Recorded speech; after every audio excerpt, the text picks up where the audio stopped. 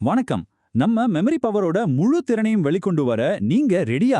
ரொம்ப கஷ்டமான தகவல்களை கூட ரொம்ப ஈஸியா ஞாபகம் வச்சுக்க ஒரு சூப்பரான டெக்னிக் பத்தி தான் இன்னைக்கு நாம தெரிஞ்சுக்க போறோம். வாங்க ஆரம்பிக்கலாம். நம்ம எல்லாருக்குமே இந்த அனுபவம் கண்டிப்பா இருந்திருக்கும் இல்லையா? ஒரு முக்கியமான பிரசன்டேஷன் பண்ணும்போது டக்குன்னு ஒரு முக்கியமான பாயிண்ட் மறந்து போயிடும். இல்லனா எக்ஸாம் ஹால்ல மைண்டே பிளாங்க் ஆன மாதிரி ஒரு ஃபீலிங் வரும். இந்த மாதிரி டென்ஷனான நேரத்தை எப்படி ஜெயிக்கலாம்னு பார்க்கலாமா? இதுக்கு ஒரு சிம்பிளான ஆனா ரொம்ப பவர்ஃபுல்லான ஒரு தீர்வு இருக்கு. அதுதான் நிமோனிக்ஸ். தமிழ்ல நாம இத நினைவூட்டிகள்னு சொல்லலாம். இது என்ன பண்ணுனா, ரொம்ப கஷ்டமான தகவல்களை கூட ஈஸியா ஞாபகம் வச்சுக்கிற மாதிரி ஒரு ஹூக் மாதிரி மாத்தி நம்ம மனசுல ஆழமா பதிய வச்சிடும்.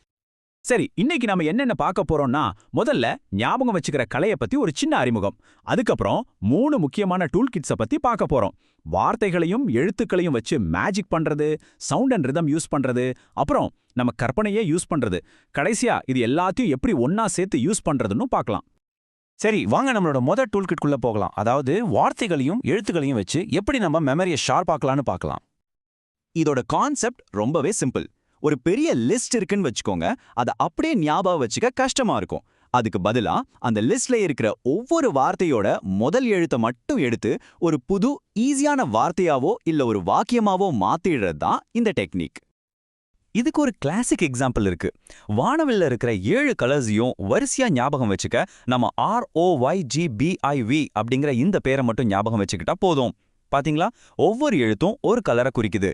சிம்பிள். மேத்ஸ்ல ஆர்டர் ஆஃப் ஆபரேஷன்ஸ் ஞாபகம் இருக்கா? அதுக்கு இந்த ஃபன்னியான வாக்கியம் ரொம்ப ஹெல்ப் பண்ணும். Please excuse my dear aunt Sally. இதுல ஒவ்வொரு வார்த்தையோட முதல் எழுத்தும் ஒரு ஆபரேஷனை குறிக்கும். அதாவது parenthesis, exponents, அப்புறம் multiply, divide, add, subtract. செம ஈஸி இல்ல? இதோ இன்னொரு எக்ஸாம்பிள். இங்கிலீஷ்ல இருக்கிற 7 கோஆர்டினேட்டிங் கன்ஜங்ஷன்ஸ் ஞாபகம் வச்சுக்க ஃபேன் பாய்ஸ் அப்படிங்கிற இந்த ஒரு வார்த்தையே போதும். ஃபார், அண்ட், நார், பட், ஆர், எட், சோ. பாருங்க எவ்வளவு சிம்பிளா இருக்கு. ஸ்பெல்லிங் மிஸ்டேக்ஸ் அடிக்கடி உங்களை கன்ஃபியூஸ் பண்ணுதா? இதோ ஒரு சிம்பிள் ட்ரிக். ஸ்கூல்ல இருக்கிற பிரின்சிபல் உங்க பேல், அதாவது நண்பர். ஆனா நீங்க நம்புற ஒரு பிரின்சிபல் ஒரு ரூல், அதாவது விதி. இந்த மாதிரி சின்ன கனெக்ஷன்ஸ் பெரிய குழப்பத்தை எல்லாம் சரி பண்ணிடும். இங்க பாருங்க, இது கொஞ்சம் ஃபன்னியான கற்பனை தான். செப்பரேட் அப்படிங்கிற வார்த்தைக்கு நடுவுல ராட், அதாவது ஒரு எலி இருக்குன்னு நினைச்சுக்கிட்டா அதோட ஸ்பெல்லிங்கை நீங்க வாழ்க்கையில மறக்கவே மாட்டீங்க. ஓகே, நம்மளோட அடுத்த டூல் கிட்க்கு போகலாம். இது தாளத்தின் சக்தி, அதாவது சவுண்ட், மியூசிக், இதெல்லாம் எப்படி நம்ம மெமரிக்கு ஹெல்ப் பண்ணுதுன்னு பார்க்கலாம் வாங்க. பொதுவாவே நம்ம மூளைக்கு பாட்டு, மியூசிக், ரைம்ஸ் இதெல்லாம் ரொம்ப ஈஸியா ஞாபகம் இருக்கும் இல்லையா? அந்த விஷயத்தையே நாம யூஸ் பண்ணி பெரிய லிஸ்ட், கஷ்டமான தகவல்கள் எல்லாத்தையும் மறக்கவே முடியாத அளவுக்கு மாத்திரலாம். கொஞ்சம் யோசிச்சு பாருங்களேன். நம்மள எத்தனை பேர் ஏபிசிடிய மனப்பாடம் செஞ்சோம்? யாருமே இல்ல. நம்ம எல்லாருமே அத பாட்டு பாடி தான் கத்துக்கிட்டோம். அதுதான் மியூசிக்கோட பவர். இந்த கிளாசிக் இங்கிலீஷ் ரைம் ஞாபகம் இருக்கா? இது ஒவ்வொரு மாசத்துலயும் எத்தனை நாள் இருக்குன்னு ஞாபகம் வச்சுக்க ரொம்ப உதவியா இருக்கும். இந்த மாதிரி ரைமிங்கான வரிகள் தகவலை நம்ம மைண்ட்ல ஈஸியா பதிய வச்சிடும். இது கொஞ்சம் சீரியஸான எக்ஸாம்பிள் தான். ஆனா பாருங்க, ஒரு சின்ன ரைம் எவ்வளவு பெரிய வித்தியாசத்தை ஞாபகம் வச்சுக்க உதவுதுன்னு. சியனைட்டை ஏட் பண்ணலாம், ஆனா சயனைட தொட்டா டைட். இது ஒரு நல்ல உதாரணம் இல்லையா?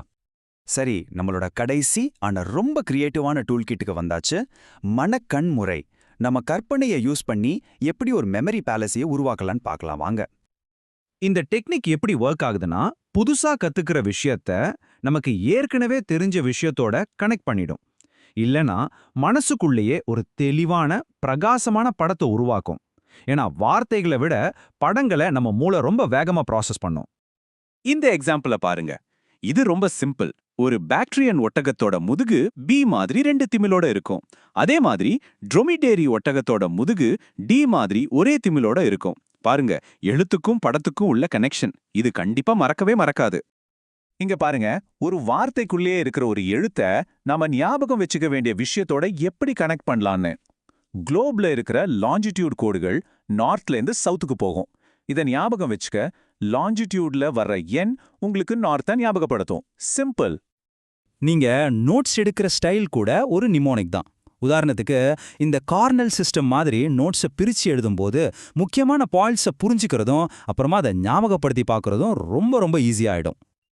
அடுத்து மாடல் நிமோனிக்ஸ், அதாவது circle diagram, pyramid, pie charts மாதிரி விஷுவல் மாடல்ஸ்.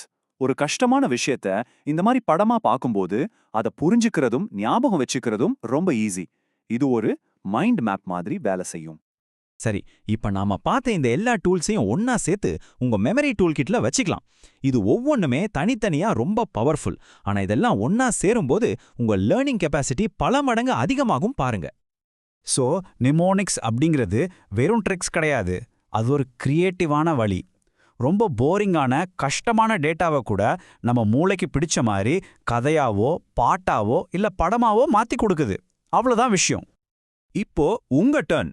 நீங்க ஞாபகம் வச்சுக்கணும்னு நினைக்கிற ஒரு விஷயத்துக்கு இன்னைக்கே ஒரு புது நிமோனிக்ஸை உருவாக்குங்க. உங்க கிரியேட்டிவிட்டியை யூஸ் பண்ணுங்க, உங்க மெமரி பவரை சூப்பர் சார்ஜ் பண்ணுங்க. அடுத்த அத்தியாயத்தில் சந்திப்போம்.